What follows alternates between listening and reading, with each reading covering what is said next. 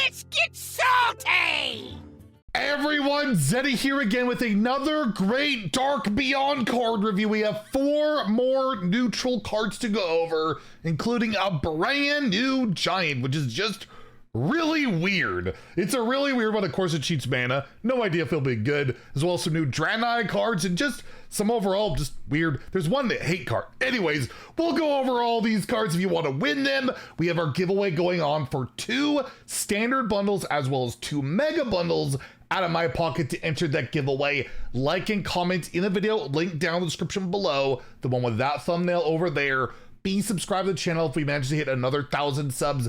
By the time all the cards are revealed, I will add another mega bundle, and there's no limit on that. So hit that sub button, make me go baroque. So let's start off with the brand new demon, another neutral demon. We're getting quite a lot. And again, I really like the artwork. I just really like on this set. Doom Maiden. It is a 4 mana, 4/4 demon. So not quite Yeti stats. And it has Battle Cry. You draw a card from your opponent's deck. If you don't play it this turn, put it back.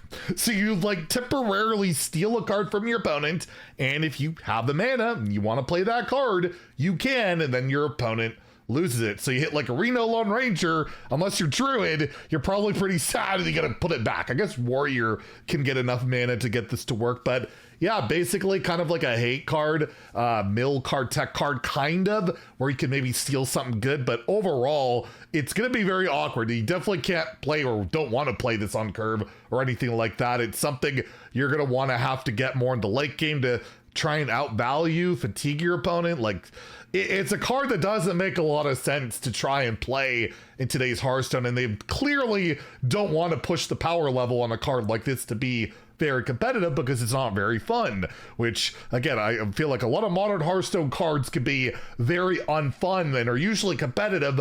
I don't see this as a very competitive card. I'm hoping it's not. But yeah, there's a great way to like reduce the cost of demons and stuff like that. And of course with Warlock, they're getting all this demon support this set. They're going to want to create demons apparently. And I guess you could try and create this and steal cards, or you steal a demon from your opponent and play it. That works for your like your payoffs and stuff. So that could be something. But overall, I don't see it outside of like as a niche kind of hate card, something like that. And kind of funny if you're like, you shuffle plagues into your opponent's deck or something, and then you draw it and you get their plague and like, oh damn, what was I thinking there, right? I think that would work that way, but other than that, I don't see this as a competitive card. Pretty expensive, stats suck. It's very, you know, gotta go into a very weird kind of niche value state deck, which just doesn't really exist right now. I'm going to give it a 2 out of 5 in standard, a 2 out of 5 in wild, where those strategies certainly kind of exist, but I don't feel like it'll be that great an addition to any of those type of decks. It's just a little too slow and, you know, not reliable enough for what you want to do. You rather just like Theotar or Mutinous or Dirty Rat, right?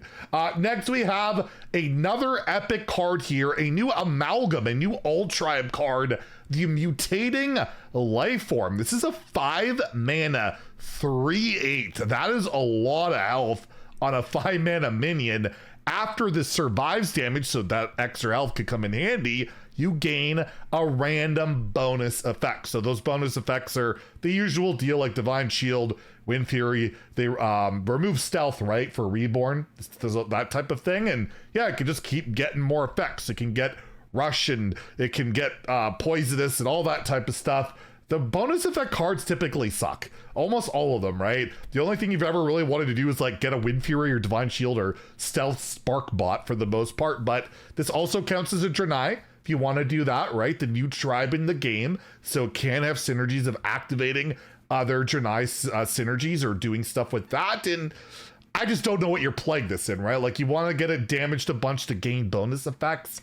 I don't see that being a very valid strategy unless something emerges later on. By the way, oh god, I love the claws or whatever, her hands or their hands. I don't know what that, it's a crazy thing, but I don't think the card is all that competitive. Although in an arena, I gotta imagine this card will be pretty annoying to try and remove. Like you damage it against Divine Shield, try and get through that against Divine Shield again, or Reborn. That could be really annoying. Like just try to give it like infinite Reborn, although it'll come back with 1 health, and it's gonna be hard to survive damage after that. regardless, I don't see this as a constructed card. I see it as like a created by card, and maybe in a good arena pick, but overall, I'll give it 2 out of 5 in standard, a 1 in wild, where I can never imagine you're gonna want to play a card like that. But hey, we got yet another new all tribe minion, and then we have, this is just a weird giant, the red giant, an 8 mana 8/8 elemental. So this is an epic card as well.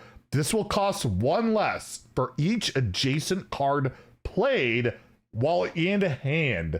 So this is just a weird one where you kind of benefit a lot depending on your hand that it starts like, or is it near the middle? So you start playing cards around it and then it progressively gets cheaper. And that could end up getting out pretty quickly if you have the right hand distribution in your hand. Can go pretty well with like a bunch of cheap cards too. It doesn't like lose the discount after a turn or whatever. It's like, I think it just progressively, while this is in your hand, every time you play a card that's beside it, it'll get a bit cheaper. And historically, most giants have seen play, not all of them, but most. And this starts at 8, right? Like that's a pretty low cost for a giant to start at. Like there's not many, I don't know if there is a giant that has ever started less than 8. I know there's been some at 8. I don't know if there's been less than.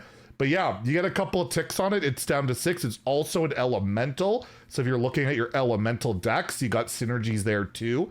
It's got a shot. I'm not gonna discount my thoughts on a card that can be discounted to 0, because we all know 0 mana cards can be good. It's a weird one. It's definitely more situational and kind of deck dependent, like, well, actually most giants are, but I'll give it a 3. Because again, it might just line up that, you know, it can work out pretty well, or, you know, you're playing Outcast Demon Hunter and it just, that might make more sense where you're always trying to play your left and right. I don't know. We'll see. But again, I'll give it a 3 in standard. I'll give it a 2 in wild, where it probably a little too slow there, but you never know.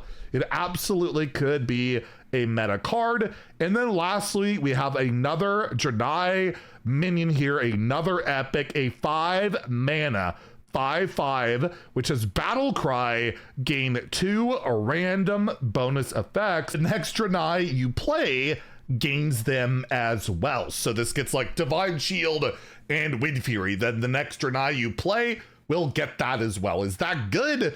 I don't think so, but again, there's all these, like, at least in Mage, right? We've already seen there's like the Draenei synergies with attack. Like 5 mana, you could play this for free with that card and then play something else, right? And then that gets these adapts and all that. But it's just, I don't know. Today is Hearthstone. It's hard to get excited for minion board-based style of things. They just rarely matter. Like the bonus effects, the reason most of those cards kind of suck is they rely on board battling being really efficient and like mattering a lot, and we just have seen in the game that it's not a lot about that these days. It's not a lot of like value trading, incremental minion battles these days. It's not quite like that, and I don't know how this really lines up into anything like that. So again, I'm gonna give this like a 2 out of 5 in standard. I think like a 1 in wild. I just not sold on bonus effects and transferring over more bonus effects, but 2, you typically don't see a card get multiple other than like the 1 amalgam band, and that card can be quite powerful when it's like gets all of them. But even there, when's the last time 1 amalgam band's really been a meta presence either? Like almost never. It's just kind of just, I'm not sold on it. So yeah, overall I'm giving it a pretty low rating, 2 in standard, 1 in wild. But I hope I'm wrong, because these type of cards, if they're good, they're playable. That means the board's mattering a lot more. So maybe they'll find a way with the Ace Wayfinder to make that matter. So there you go. Some more cards. There's another card review later today. So stay tuned for that. If you enjoyed the video, please like and subscribe. Have a great day and stay salty, my friends.